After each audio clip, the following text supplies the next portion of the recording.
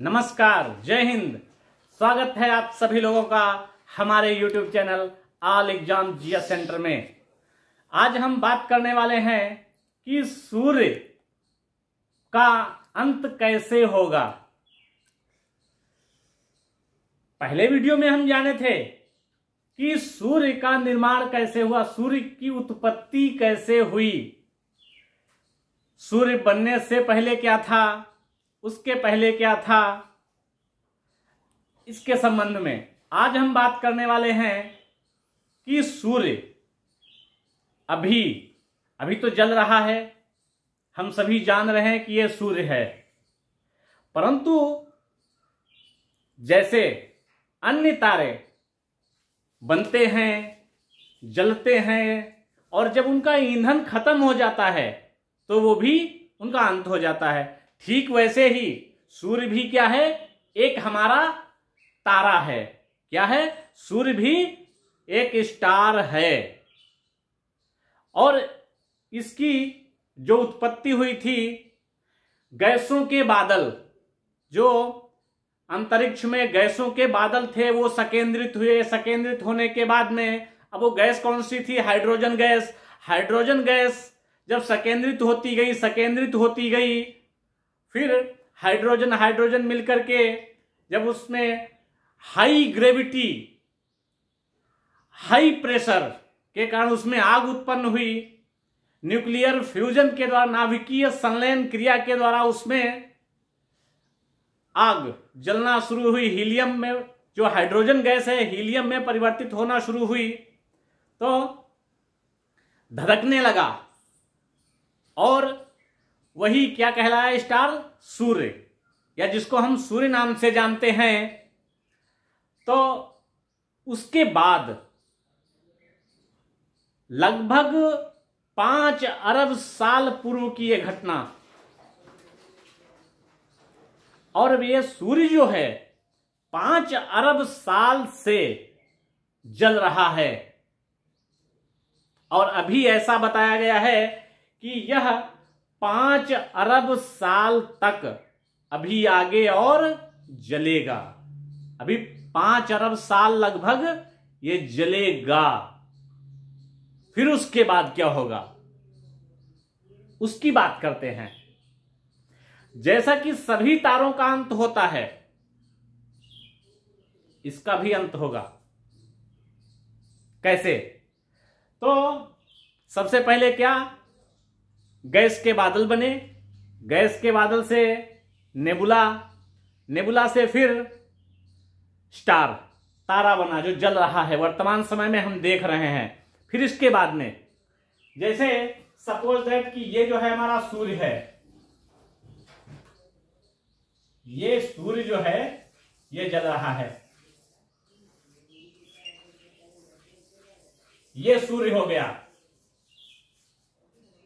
अब जैसे जैसे, अब हमेशा तो ये ईंधन चलेगा नहीं, जो ईंधन है इसमें वो किसी न किसी दिन तो खत्म तो होगा। जैसे हमारे घर में गैस होती है सिलेंडर में, तो पहले फुल जब भर के आता है हमेशा तो नहीं चलता, धीरे धीरे धीरे धीरे कम होता है और फिर उसके बाद में एक दिन बिल्कुल ईंधन खत्म हो जाता है तो जलना बंद हो जाता है चूल्हा।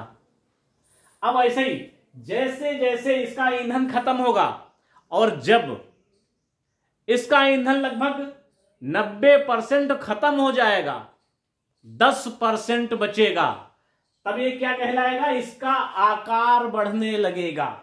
इस सूर्य का क्या होगा? आकार बढ़ने लगेगा और तब ये कहलाएगा लाल दानव। क्या कहलाएगा? लाल दानव।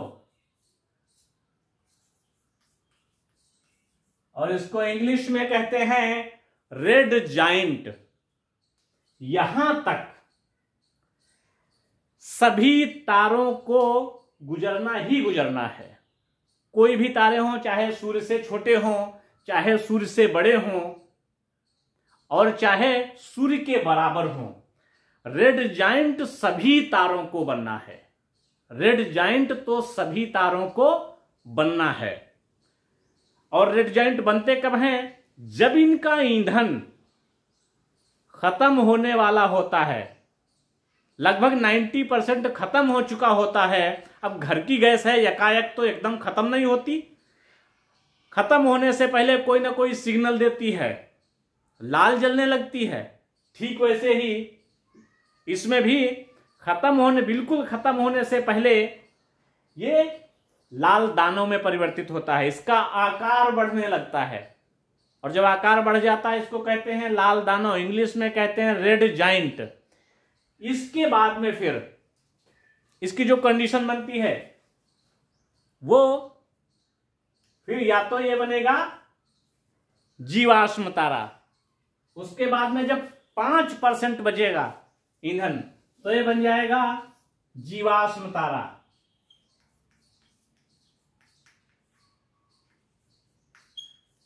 जीवाश्म तारा, जैसा कि जीवाश्म का मतलब अभी भी इसमें कुछ जान है, अभी भी इसमें जीव कुछ है। और जब ये जीवाश्म तारा बनेगा तब ये धीरे धीरे जल रहा होगा, इसका प्रकाश कम हो चुका होगा, परंतु ये धीरे धीरे जल रहा होगा। फिर इसके बाद जब पूरी तरीके से ये खत्म हो जाएगा, ये भी ईंधन, तब ये फिर किसमें चला जाएगा? Black dwarf.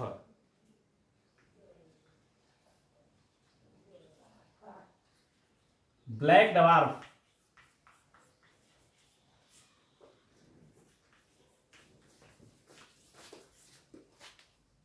काला वामन, और इसको जीवाश्म तारा को श्वेत वामन भी कहते हैं, व्हाइट डवार्फ भी कहते हैं। जीवाश्म तारा के बाद क्या बन जाएगा? ये ब्लैक डवार्फ बन जाएगा। फिर ये चमकना यहां पर बंद कर देगा, फिर दिखाई नहीं देगा। जब चमकना बंद कर देगा तो ये दिखाई नहीं देगा। अब ये कब की बात है? जब इसका ईंधन खत्म हो जाएगा। अब ये जीवाश्म तारा ही क्यों बनेगा? क्योंकि सभी तारे, जो छोटे तारे हैं, बड़े तारे हैं, यहां तक लाल दानों तक तो सभी की प्रक्रिया, इस प्रक्रिया से सभी गुजरेंगे, लाल दानों तो सभी बनेंगे। परंतु जो सूर्य से, एक हमारे देश के वैज्ञानिक हुए सुब्रमण्यम चंद्रशेखर, उन्होंने बताया कि जिन तारों का मास, माने सीधे ये कह लो कि जो तारे सूर्य से 1.5 गुने से ज्यादा बड़े हैं, जो तारे सूर्य से 1.5 गुने से ज्यादा बड़े हैं, तो वो जीवाश्म तारा नहीं बनेंगे। वो क्या बनेंगे? सुपरनोवा। क्या बनेंगे? सुपरनोवा। और इसको कहते हैं हिंदी में अभिनव तारा। क्या बनेंगे? अभिनव तारा। अब सूर्य क्या है? यहां पर बात है सूर्य से 1.5 गुने से ज्यादा, माने जो सूर्य है, सूर्य भी किधर जाएगा? वो सुपरनोवा नहीं बनेगा या अभिनव तारा नहीं बनेगा। परंतु सूर्य का तो अंत लाल दानव बनेगा। कब? जब इसका ईंधन 90% खत्म हो जाएगा, और उसके बाद जब 95% खत्म हो जाएगा तब ये जीवाश्म तारा बनेगा, और जब 100% खत्म हो जाएगा तब ये ब्लैक डवार्फ, काला वामन बन जाएगा और चमकना बंद कर देगा। इस तरीके से सूर्य का अंत होगा। परंतु जो सूर्य से बड़े तारे हैं, वो भी कितना? 1.5 गुने से ज्यादा बड़े तारे, वह जीवाश्म तारा नहीं बनेंगे। वह क्या बनेंगे? वो बनेंगे सुपरनोवा। और जब सुपरनोवा बनते हैं जो तारे, उसके बाद वो क्या करते हैं? विस्फोट करते हैं। क्या करते हैं? विस्फोट करते हैं।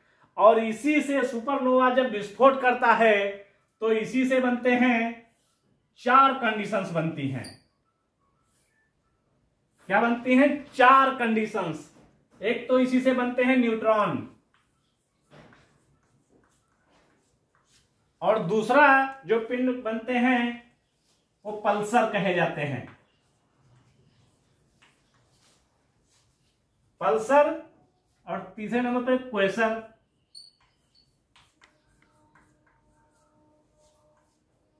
क्वेसर, और फिर या तो ब्लैक होल।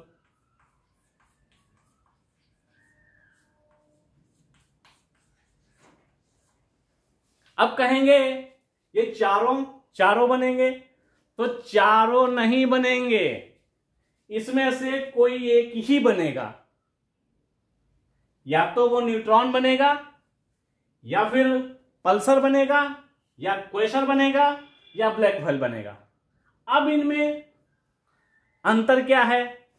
तो ये जब विस्फोट करेगा, अगर आकार बड़ा रह गया विस्फोट होने के बाद में, क्योंकि जो ईंधन है वो किस अवस्था में है? प्लाज्मा अवस्था में। अगर इसके टुकड़े बड़े बड़े होंगे सुपरनोवा के, तो बड़े टुकड़े होंगे तो ये न्यूट्रॉन बनेगा, और इस पे कोई चार्ज प्लस और माइनस का कोई चार्ज नहीं होता है।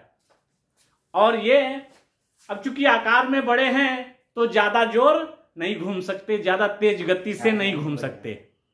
परंतु जो इससे छोटे बनेंगे अगर टुकड़े, तो फिर ये बहुत तेज घूमेंगे, गन गन गन गन बहुत तेज घूमेंगे, तो वो पल्सर कहलाएंगे। पल्सर का माने, पल्सर एक बाइक आती है ना,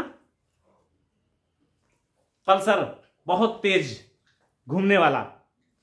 तो न्यूट्रॉन से तेज जो पिंड बनेंगे इसके विस्फोट होने के बाद में, अगर इससे तेज गति करेंगे तो वो कहलाएंगे पल्सर। उससे भी छोटे तो क्वेसर, उससे भी तेज गति करने वाले। और अगर ये भी नहीं बनेंगे तो फिर क्या बनेंगे? Black hole. ब्लैक होल का आकार तो छोटा है, लेकिन ये क्या होता है, ये सिकुड़ते सिकुड़ते सिकुड़ते सिकुड़ते इतना छोटा हो जाता है, इतना छोटा हो जाता है, इतना छोटा हो जाता है कि जब सिकुड़ते सिकुड़ते छोटा तो हो जाता है, परंतु इसकी जो डेंसिटी होती है वो बहुत भारी होती है। डेंसिटी भी बहुत भारी है, ग्रेविटी भी बहुत भारी होती है।